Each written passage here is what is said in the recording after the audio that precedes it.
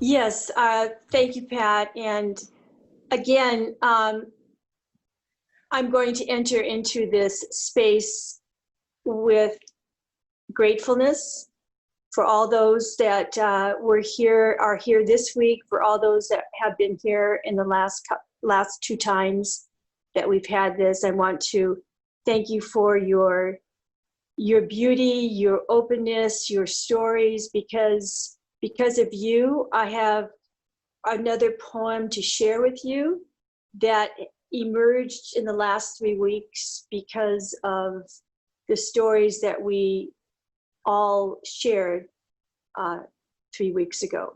So this is a poem that has emerged from that.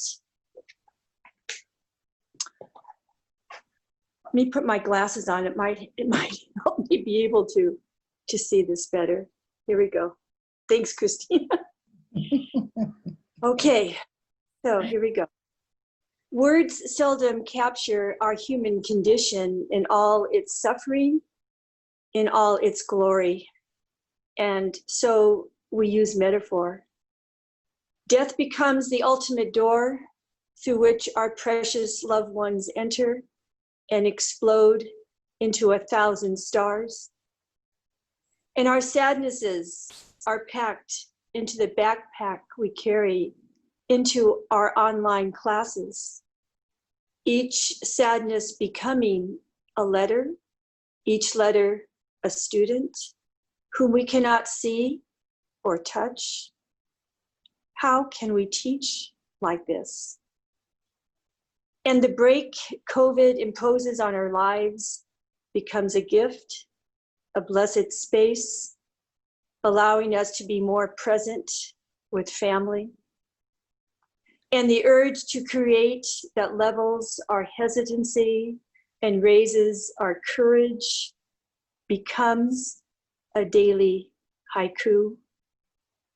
In the midst of all our suffering and all our glory, we take a deep communal breath so that we can be fully present in these spaces. We find ourselves smiling with our eyes behind our masks, expanding as we explore uncharted territories, finding ways to move our presence into new and sometimes uncomfortable situations, clarifying this cloud of unknowing, making unexpected connections, welcoming all who enter into our space, lifting ourselves up together, finding and being a gift, wondering into wonder, and making visible that which is invisible.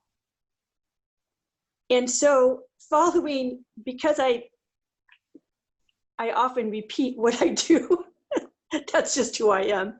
I'm going to now go to my box of cards that I went to last time and choose randomly again a card from this box. I don't know if you can see me do this. Can you see me do this? Yes. Okay, great. So again, a box of cards. These are all filled with quotations from people that have offered words that I find very inspiring.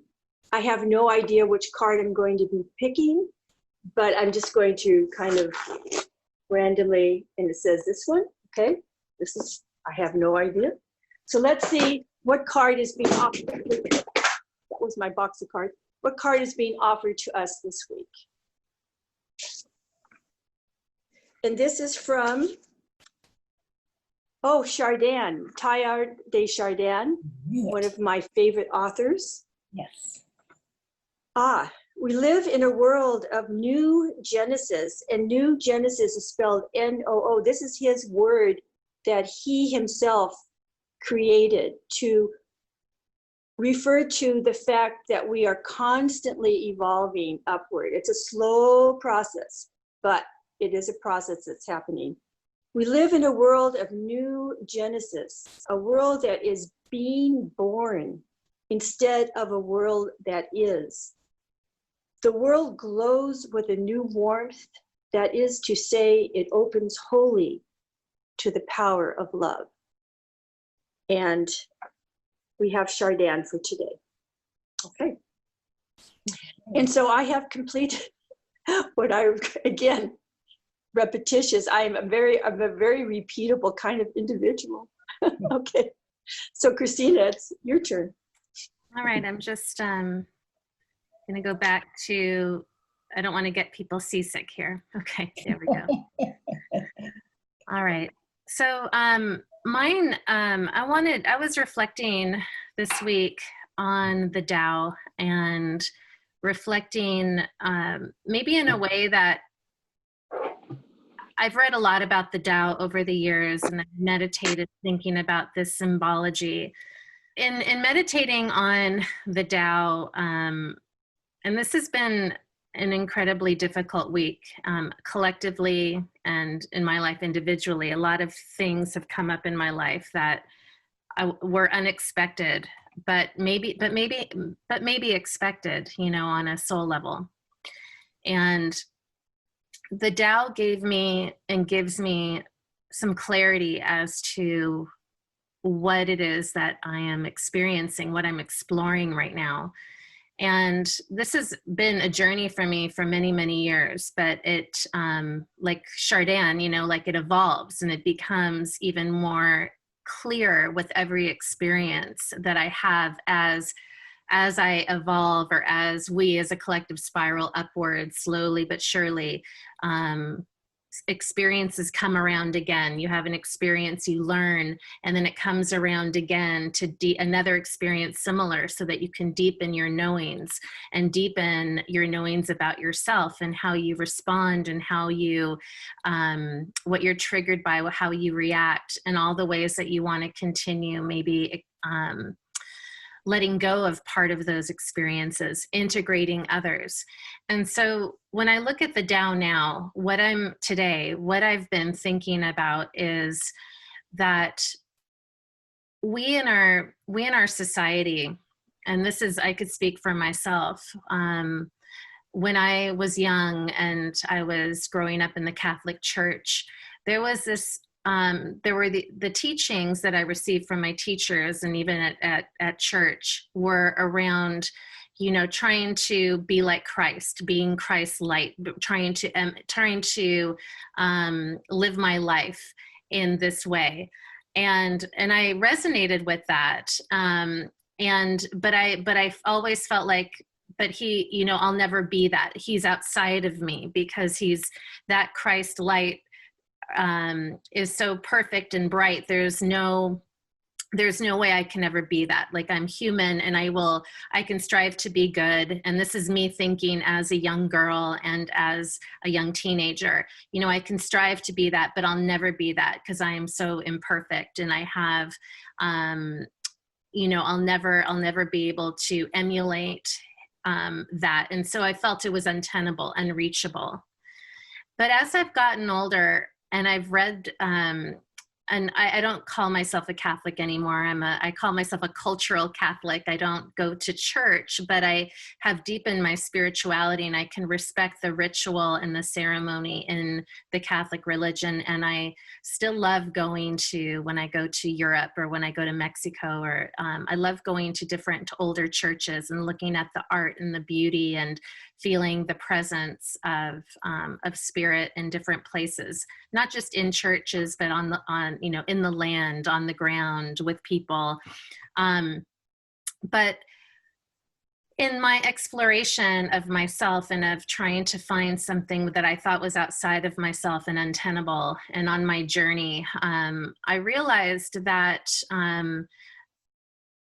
I needed to revisit what this light meant to me. And I think in the last few years, especially since my cancer journey, I went back to the Bible. Like, I hadn't read the Bible in a while. And when I got cancer in 2012, I went back and I wanted to read some passages. And the ones that came up for me, and I really appreciated them, was when Jesus was in the Garden of Gethsemane, and he was feeling despair, and he was feeling like he was so human in that moment. You know, he knew he was going to die, and all he wanted was for his best buddies to just stay up with him that night. And he was frustrated with them because they kept falling asleep, and it was in his moment of desperate need and calling out to his own father and feeling the feeling the weight of who he was in that moment and what he had to do. I love that moment because it showed me that my idea of this pure white Christ light had moments of darkness. And so I just want to show you here on the Tao, this is how I conceptualize it. Like, you know, in this bright light, there's moments of darkness, and that you reckon with your own soul on your journey. And another incident in the Bible that I just so appreciate that they left this part in the Bible, because they took out so many other things in the Bible from what I understand, is the part where he goes to the temple and all these people are, you know, they're bartering and they're selling their wares and not making the connection of the sacred ground that they are on, you know, and kind of this idea of worshiping something other than Father, other than God, and how angry he became. Like in that moment, he was so human. He was like knocking over tables and, you know, just kind of losing it in that moment. And then of course coming back and aligning himself with, you know, his humanness, aligning itself again with his godliness, his divine self. But in that moment, he was very human.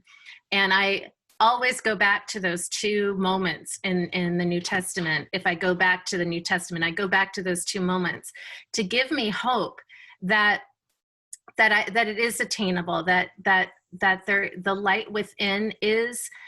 There's moments of darkness, of really reckoning with parts of ourselves that are triggered by what's outside of us, and sometimes what's even within us.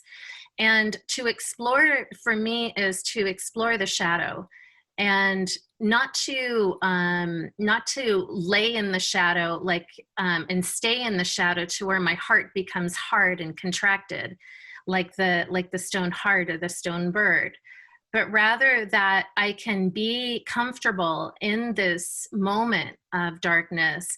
And then in like Pat's painting, but there's still light that I can follow. It's an opening in the darkness. So even in the lightest of light, there's moments of darkness, but even in the darkest of darks, there's always a light. And so I think this helps so much for us to know that all of the world that we perceive to be outside of us, that's attainable or unattainable, it lives within us. And the journey to explore is, and I think we all know this, it's an inward journey. And when we reconcile all the parts of ourselves that we perceive to be shadow and light, then we find balance with that, we find grace with that.